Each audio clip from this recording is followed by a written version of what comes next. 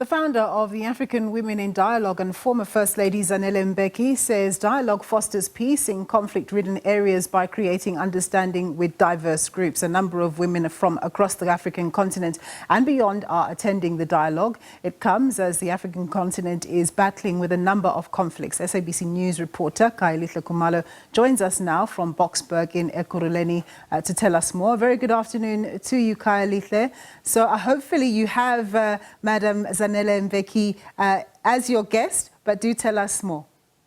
Well, certainly, without a shadow of a doubt, Nombi, it's been quite a very invigorating session, really hearing from the African women. So this is a very important platform for them, almost like a Davos discussions where we've seen, but also it's about a number of issues facing women. In fact, we're joined by former South Africa's International Relations and Cooperation Minister, Dr. Pandor. So, Dr. Pandor, by all accounts, a very important session looking at all the myriad of issues facing women in the African continent.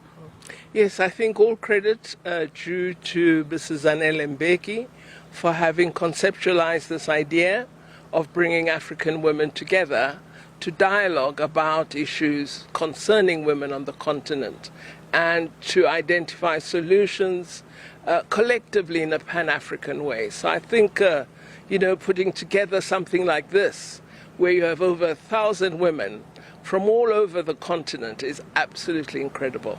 And just a sheer splendor, Dr. Pandor, where so many women from East Africa, Southern Tip, Central, so many regions. But all of this comes at a very critical time, Dr. Pandor, with the past weekend, very, very gut-wrenching developments in the eastern parts of Congo, and also seeing some members of SANDF passing away. Surely a very, very awful situation there.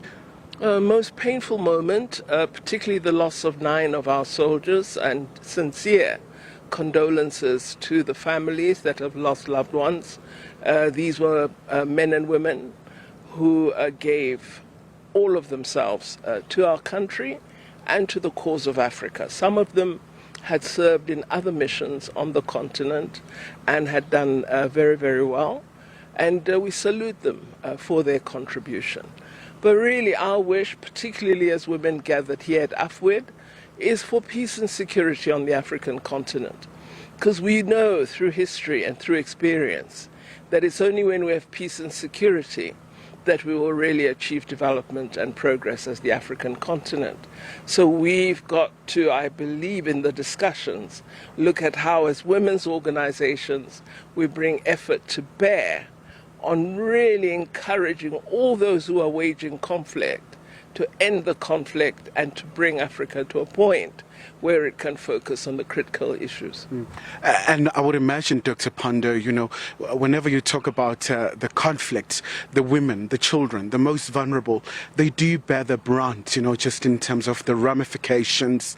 I mean, looking at the situation in Goma with the M23 armed group taking over that city.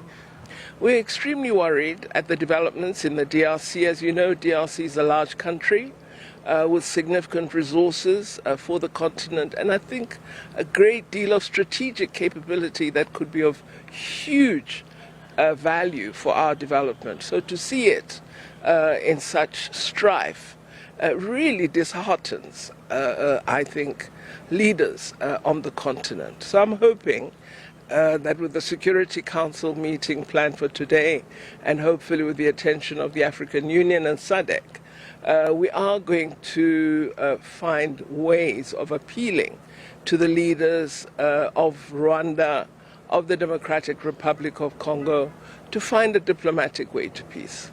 Before we let you go, Dr. Pandor, another major development in the Middle East, the ceasefire. We saw this past weekend the release of the 4 Israeli soldiers, but also the prison swap as well coming out from Israel. So surely this is a very good step in terms of making sure that we see a permanent peace existing in that part of the world.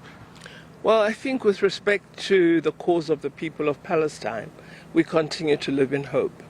We are pleased that there is a ceasefire, but we can see the atrocities continuing, and we're very worried at that. There are very serious breaches. Palestinian people continue to be killed. People of Lebanon are facing attack. So we're very worried at what the meaning of this ceasefire is. But this is something that I'm sure Minister Lamula is paying attention to and is best placed to comment on. All right.